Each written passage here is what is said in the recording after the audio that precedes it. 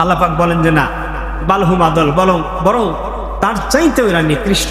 দেখেন, একজন সুস্থ মস্তিষ্কের মানুষ নিজের 30% জমি বিক্রি করে তার একটি পছন্দের দল, যে দলের মানুষ বিধর্মী, যারা মুসলমানদের হত্যার জন্য অস্ত্র দেয়, বুদ্ধি দেয়, সমর্থন যোগায়, এরপরে জাতিসংঘে ভোট দেয় যাতে করে মুসলমান নিশ্চিহ্ন করায়, তাদের জন্যে এই লোক 30% জমি খরচ করে তাদের পতাকা বানিয়ে দেশের মানুষের কাছে তুলে ধরছে। নাউজুবিল্লাহ।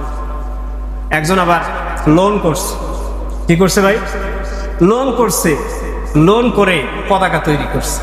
সম্মানিত ভাইয়েরা, কতটা অজ্ঞ মূর্খতা মানুষের মধ্যে থাকলে পরে মানুষ এই কাজে যায়। আপনি একজন মুসলিম হিসেবে যদি ওঠেন আল্লাহর দরবারে কাল কিয়ামতের ময়দানে আপনাকে জবাব দিতে হবে। ভারতে একটি বিখ্যাত ঘটনা আছে।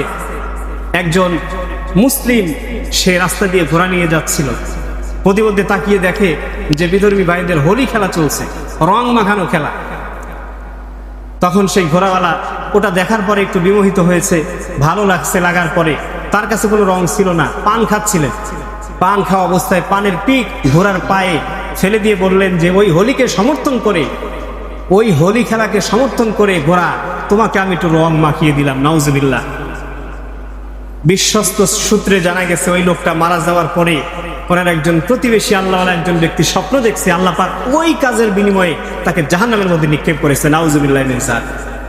সামান্য সমর্থনের কারণে যদি আল্লাহ পাক তাকে জাহান্নামে দেয়, পবিত্র কোরআনে স্পষ্ট করে বলা হয়েছে যে তোমরা বিধর্মীদের পদাঙ্ক অনুসরণ করো না, শয়তানের পদাঙ্ক অনুসরণ করো না।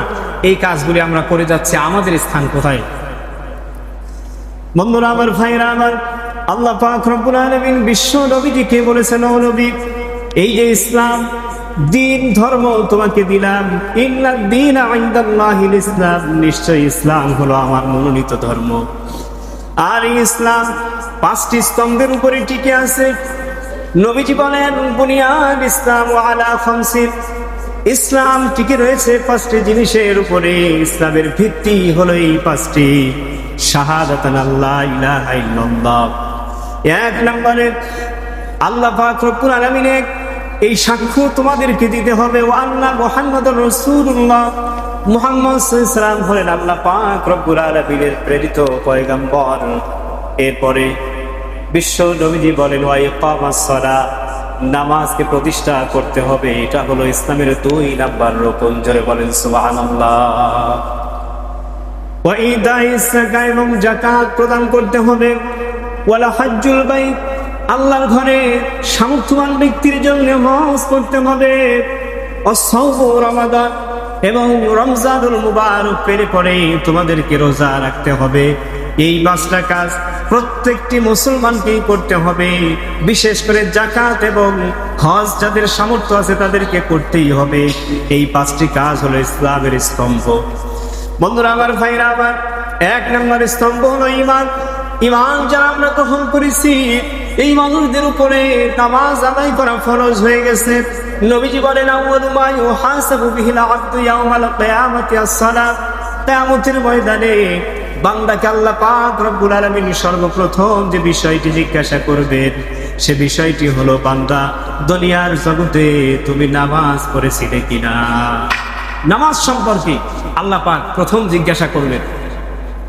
সূরা মুদাসসিরের মধ্যে আল্লাহ পাক বলেছেন, মা সালাকাকুম ফি সাকার, জাহান্নামীদেরকে জান্নাতীরা প্রশ্ন করবে, ফি জান্নাতি ইয়াতাসাআলুন, জান্নাতীরা বলবে, প্রশ্ন করবে, মা সালাকাকুম ফি সাকার, এই যে জাহান্নামের মধ্যে উত্তাল জাহান্নাম।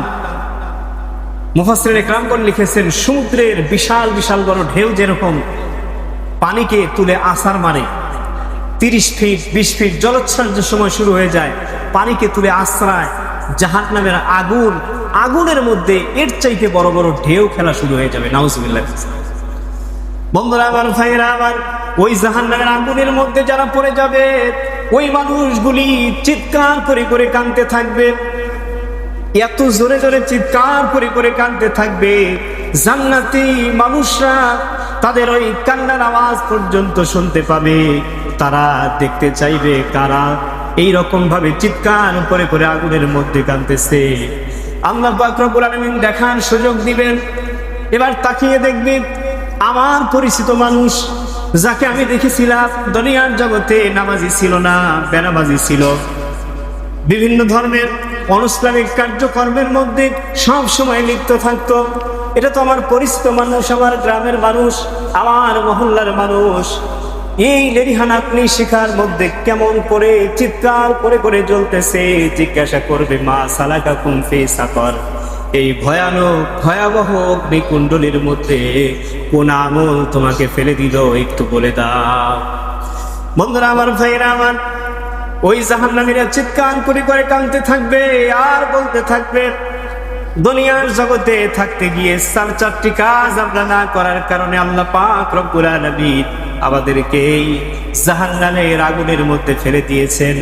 এক নম্বরে যেই কথাটি বলবে, তারা বলবে লাম নাকু মিনাল মুসাল্লিন, দুনিয়ার জগতে আমরা কেউ মুসল্লি ছিলাম না। জোরে বলেন নাউজুবিল্লাহ।